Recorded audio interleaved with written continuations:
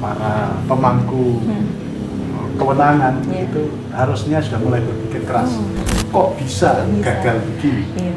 Apa yang keliru dengan sosialisasi? Tapi mungkin berbicara soal ideologi lain gitu ya Pak, yang mungkin mengancam Pancasila gitu. Sebenarnya apa sih Pak ciri-cirinya, atau sebenarnya mereka itu menyasar ke, ada nggak mungkin golongan-golongan tertentu yang memang mereka sasar gitu? Kenapa? Karena Pancasila waktu itu dipakai oleh penguasa Orde Baru tuh untuk menjustifikasi itu melegitimasi kekuasaannya.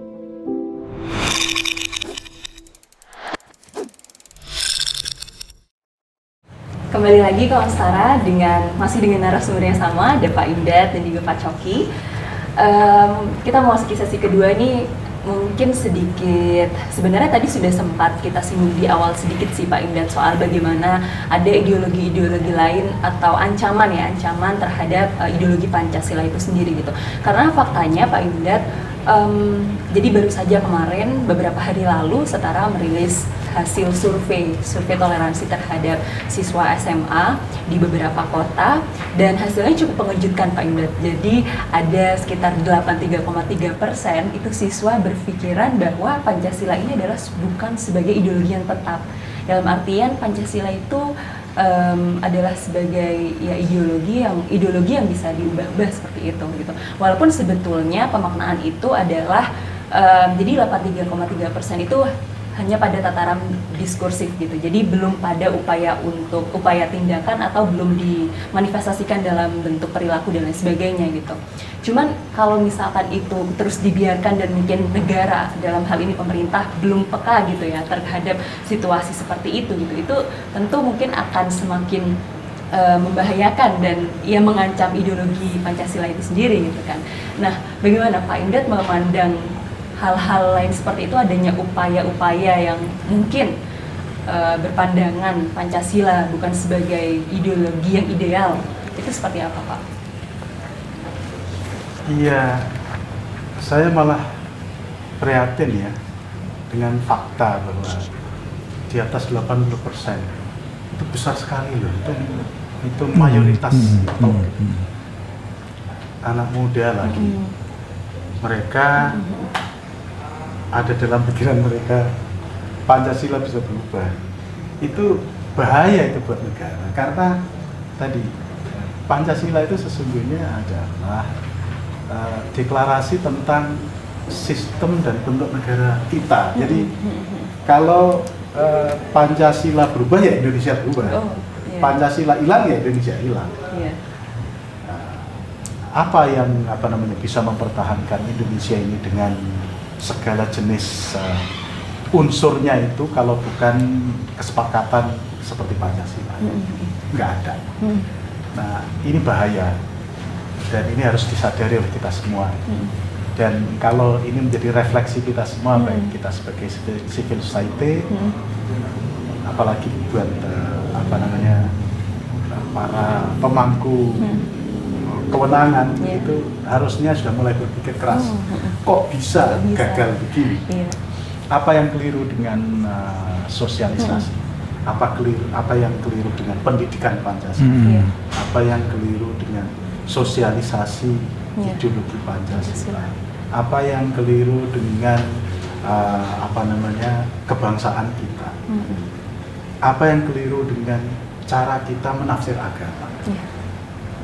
Ingat, mayoritas ini Muslim. Jadi ini saya bisa mengatakan mayoritas umat Islam itu berpikir bahwa Pancasila bisa diubah, kan begitu? Maka saya juga harus berefleksi. Berarti ada yang keliru dengan cara kita mengajarkan Pancasila melalui nilai-nilai agama. Karena 83,3% itu masih berpikir mencari alternatif. Jadi ini belum kokoh. Nah, gimana mensikapi ini? Ya harus diawali dengan dengan kesadaran bahwa ini sudah diambang batas. Jadi mesti ada sense of crisis, melakukan sesuatu. Nah, ini yang apa itu namanya yang kadang-kadang membuat kita pesimis. Kalau sense of crisis saja tidak muncul, kita tidak bisa mengharapkan ada extraordinary action. Nah, kalau 83% itu ditangani dengan yang biasa-biasa saja, nggak bakalan kelar ini urusan. Gimana Jadi tuh, harus Pak? istimewa. Extraordinary action itu gimana berarti? Apa saja? Ya, Seperti sebenarnya niatan untuk itu sudah ada ya. Taruhlah misalnya beberapa waktu yang lalu kita kan sama-sama mendukung rencana aksi nasional mengatasi ekstremisme radikalisme. dan radikalisme. Ada apa? Ada badan BNPT. Di situ ada BNPT, ada Kementerian Agama, ada BPIP, ya betul. ada Kementerian Dalam Negeri, Kepolisian. Nah, kelihatannya layu kan, nggak berkembang kan. Nah, ini menjadi wajar kalau hasilnya 83% begitu. Nah, menurut saya rencana-rencana untuk kerja bersama kolaboratif dari berbagai lini itu harus dibangkitkan kembali untuk merespon persoalan sebesar ini. Kalau sektoral nggak bisa, sendiri-sendiri nggak bisa. Berarti kunci kalau kolaboratif. hanya mengandalkan civil society, mengandalkan ormas-ormas non pemerintah, ini harus jalan bareng antara mulai dari penegak hukum, kemudian Kementerian Dalam Negeri yang punya kewenangan untuk bagaimana mengimplementasikan bernegara dengan benar, pemerintahan dengan benar. Lembaga pendidikan, bagaimana mengajarkan agama. Jadi memang harus bareng-bareng. Kuncinya kolaboratif ya Pak ya, dan sinergi. Sinergi. Iya. Tapi mungkin berbicara soal ideologi lain gitu ya Pak, yang mungkin mengancam Pancasila gitu. Sebenarnya apa sih Pak ciri-cirinya, atau sebenarnya mereka itu menyasar ada nggak mungkin golongan-golongan tertentu yang memang mereka sasar gitu? Misal katakanlah mungkin anak muda, jangan-jangan buktinya dengan fakta-fakta seperti itu, apakah memang anak muda akhirnya menjadi sasaran utama karena mungkin belum settle sehingga mereka sangat sulit memfilter dan lain sebagainya? Ya, memang sasaran utama anak muda, tapi kelompok ini menyasar semua. Siapa saja? Karena bagi mereka semua lapisan masyarakat punya perannya sendiri. Tapi apakah jadi tidak bukankah juga kadang-kadang mungkin dipicu oleh kekecewaan terhadap realitas sosial yang ada gitu loh. Kita masih ingat kita zaman kita dulu ya, kita juga agak kritis terhadap Pancasila kan. Kenapa? Karena Pancasila waktu itu dipakai oleh penguasa Orde Baru tuh untuk menjustifikasi, itu melegitimasi kekuasaannya gitu.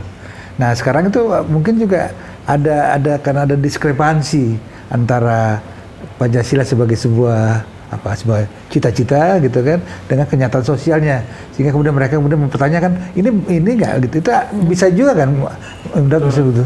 Iya, saya melihat di semua fenomena kekerasan atas nama agama ada unsur itu, termasuk kelompok-kelompok yang mengintrodusir ideologi-ideologi lain itu juga ada unsur kekecewaan, ketidakpuasan, civil strife.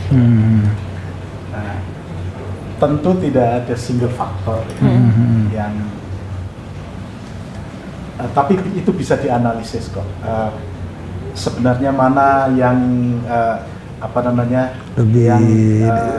yang independen dan mana yang dependen gitu, bisa kita kalau kita kaji kasus-kasusnya gitu. Tapi terkait dengan serbuan ideologi baru dari Timur Tengah ini, itu lebih disebabkan muncul karena pemahaman yang keliru terhadap doktrin agama. saya kira semua orang mengalami kepahitan di dalam hidup. Semua orang mengalami kekecewaan. Yaitu kita anggap sebagai sebagai rumput keringnya. Tetapi mereka yang punya pemahaman keagamaan sehat itu enggak tuh. Misalnya karena tidak puas karena kemiskinan, negara gagal mensejahterakan. Ada banyak tuh orang miskin yang juga kemudian tidak radikal dan tidak mengambil opsi ideologi lain. Misalnya karena ketidakpuasan penegakan keadilan, misalnya, merasa tidak diadili dan sebagainya. Banyak yang orang tertindas tapi juga tidak tertarik dengan ideologi lain. Mereka masih percaya bahwa negerinya ini adalah pilihan terbaik untuk kebaikan mereka. Dan ada banyak orang-orang yang terlibat di dalam mereka tertindas juga enggak, miskin juga enggak, bodoh juga enggak, terbelakang juga enggak. Tapi memang itu pilihan sadar dari ideologi mereka. Kalau sejauh kajian yang saya lakukan ya, hampir 30 tahun terakhir saya mengkaji. Memang motivasi doktrin itu yang lebih utama dibandingkan dengan ekspresi ketidakpuasan. Ekspresi ketidakpuasan. Untuk kasus Indonesia ya. Untuk kasus Indonesia saya masih bisa mengatakan bahwa unsur-unsur radikalisme berbaju agama itu lebih banyak dipengaruhi oleh cara tafsir tentang doktrin-doktrin agama. Nah, oleh karena itu menyangkut ciri-ciri yang harus diwaspadai oleh masyarakat, ya kita lihat kata kunci yang sering mereka ungkapkan lah gitu ya. Kalau sudah misalnya keluar kata negara Indonesia sekuler, sekuler, kemudian tauhid, gitu ya. Tauhid, keluar kata-kata sekuler, kata-kata tauhid, kemudian negara yang syirik, kafir. Itu kata-kata kunci yang segera kita tangkap. Nah, kalau sikap ya, kalau udah nggak mau hormat bendera, nggak mau berdiri kalau ada Indonesia Raya. Iya. Faktanya memang iya loh Pak. Jadi di salah satu pertanyaan surveinya itu adalah soal hormat bendera gitu. Dan ada siswa yang menjawab bahwa mereka itu enggan gitu ya. Pada ini mereka tidak hormat bendera itu juga ada. Ternyata itu bukan menjadi sebuah kewajiban untuk mereka gitu. Itu kan lumayan ya, fakta yang mengejutkan. Jadi kebencian pada aparatur negara itu juga menjadi salah satu ekspresi dari dari ideologi radikal ini ya. Kalau kita kan kritis terhadap aparatus negara karena mungkin incapable tidak kapabel atau melakukan korupsi dan lain-lain. Tapi mereka itu tidak suka pada aparat itu karena doktrin bahwa negara yang tidak mendasarkan diri pada Quran Sunnah versi mereka itu negara yang tidak Islam, negara kafir. Nah, oleh karenanya pemimpinnya itu adalah berhala. Jadi berhala itu yang dipertuhankan gitu ya, yang kemudian menjadi saingan Tuhan. Saingan Tuhan. Nah, oleh karena itu mereka kafir. Dan karena kafir, maka pemerintahnya tidak sah, mereka bukan lagi umat Islam yang halal darahnya, gitu ya. Muncul kekerasannya di situ. Halal darahnya, artinya disiksa, dibunuh itu boleh. Kemudian halal kehormatannya, dia boleh dihina, boleh dinistakan, boleh itu halal kehormatannya. Kemudian halal hartanya, boleh dirampas, boleh. Gitu. Jadi mereka memandang para aparatur negara itu sebagai orang kafir yang halal darahnya. Nah, ini versi versi rata-rata dari kelompok yang sudah menghalalkan kekerasan. Itu doktrin dasarnya itu. Doktrin dasarnya itu. Bahkan ada yang mengatakan bukan hanya aparaturnya, rakyat jelata pun, tukang sapu di jalan, itu kalau dia masih tetap menerima KTP Indonesia, maka dia juga sudah kafir dan halal darahnya juga. Itu lebih radikal lagi dibandingkan dengan yang tadi yang hanya membatasi hanya aparatus negara saja. Al-Qaeda itu hanya menghalalkan darah aparatur negara saja. Tapi ISIS, jihad takfiri yang versi ISIS itu bahkan orang-orang awam pun itu sudah halal darahnya. Jadi ideologi kekerasannya itu sudah sampai situ. Jadi bukan hanya negaranya, bukan hanya ideologinya, bahkan rakyatnya pun sudah dihalalkan, dimusuhi. Tapi Pak Imdad, agak sedikit refleksi kalau boleh jelas balik ke belakang gitu ya. Tadi juga Pak Coki sempat menyinggung bagaimana dulu zaman Pak Imdad dan Pak Coki Pancasila diajarkan segitunya gitu ya. Nah, maksudnya yang ingin saya tanyakan adalah kalau misalkan apakah sebenarnya ancaman-ancaman terhadap Pancasila seperti misalkan ancaman ideologi radikalisme berbasis agama itu sebenarnya sudah ada sejak dulu kah? Bahkan ketika Pancasila sudah dicoba diinternalisasikan segitunya dari zaman state founders kita dan lain sebagainya gitu. Apakah memang ancaman-ancaman itu baru muncul ketika mungkin ada paradigma mungkin Pancasila sekarang semakin melemah, atau maksudnya masyarakat semakin lemah nih pemahamannya terhadap Pancasila? Apakah ada faktor-faktor itu, Pak Imdad? Kalau penolakan terhadap Pancasila itu setiap zaman ada dengan berbagai bentuk, bentuknya. Iya. Nah, dalam bentuk penolakan politik berbasis kekerasan itu sudah. Ketika NII mendeklarasikan dirinya bukan hanya negara Islam di Pasundan, sudah melebar ke seluruh Indonesia. Kan itu tahun tahun masih 40-an loh, enggak 40 sudah tahun 50-an. Sudah 47. 47 ya. 47 itu mendeklarasikan sebagai negara Islam di negara Pasundan saja. Waktu itu kan Indonesia masih terikat. Jadi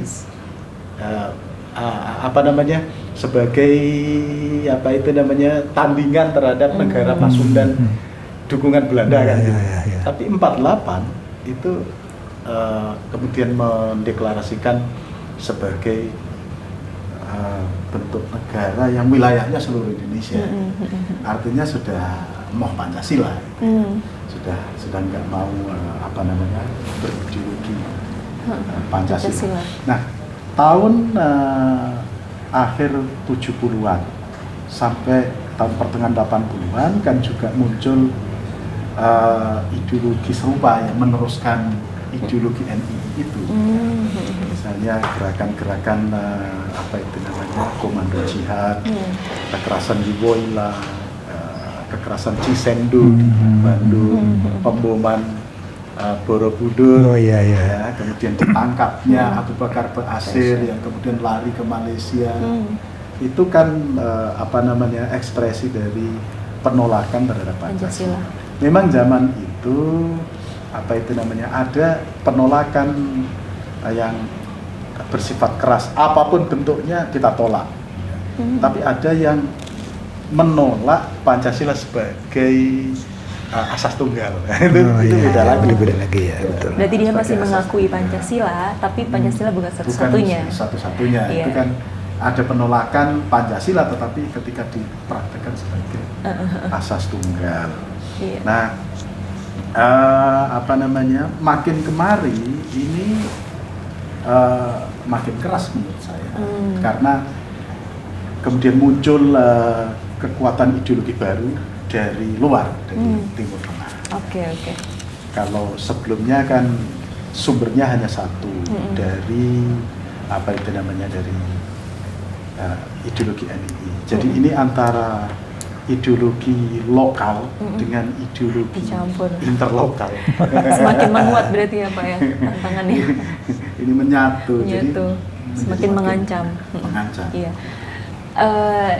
Jeda dulu Pak Imdat, tapi mungkin kalau boleh ditarik garis, berarti sebenarnya kan ancaman itu selalu ada ya, bahkan dari dulu pun ancaman-ancaman terhadap Pancasila itu selalu ada, tapi faktanya sampai per hari ini pun Pancasila masih kokoh sebagai ideologi kita kan. Dalam artian berarti Pancasila yang memang dia masih punya nilai kesakralan gitu ya, yang memang sampai kapanpun harus kita tetap pertahankan ya Pak Imdat ya. Pak Imdat, Pak Coki, kita jeda sejenak. Kita akan membahas lebih dalam lagi, termasuk dengan yang tadi Pak Imdat katakan, bagaimana sekarang dan mungkin kedepannya ya akan ada tantangan yang semakin harus kita waspadai dan harus semakin kita preventif bersama gitu ya. Pak Sarah, jangan kemana-mana, kita akan kembali lagi di segmen ketiga.